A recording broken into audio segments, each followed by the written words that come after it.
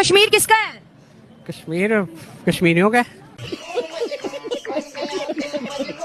हम तो कहते हैं कश्मीर पाकिस्तान का है।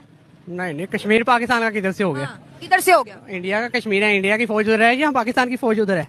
नहीं, कश्मीर तो दो हिस्सों में ना, 30% हमारे पास है, 60% जो है इंडिया के पास है, नहीं 10% चाइना के पास है। नहीं, इंडिया वालों का ही अब सही पकड़े हैं। जो सब हालात है ना पाकिस्तान के, जो अपना रोटी नहीं पूरी हो रही तो कश्मीर लेने के किधर जाएंगे वो? जब आपको भी सच पता है, हमें भी सच पता है, फिर हम क्यों नारा लगाते हैं कि कश्मीर हमारा है? वह हम पागल हैं।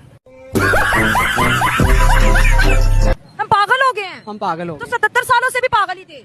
वो जो उनसे हैं हुक्मरान ने हमें पागल कर दिया, अच्छा। इसलिए तो कश्मीर हाथ से जा रहा है। हमारे रोटी नहीं हमारी पूरी हो रही तो हमें कश्मीर के बारे में क्या सोचेंगे? बात तो सही है। ये मसला रोटी का क्या है? रोटी का मसला यही है ना, रोजगार होना चाहिए। रोजगार कम हो रहा है, बिल्कुल ही कारोबार कम हो रहा है सारी।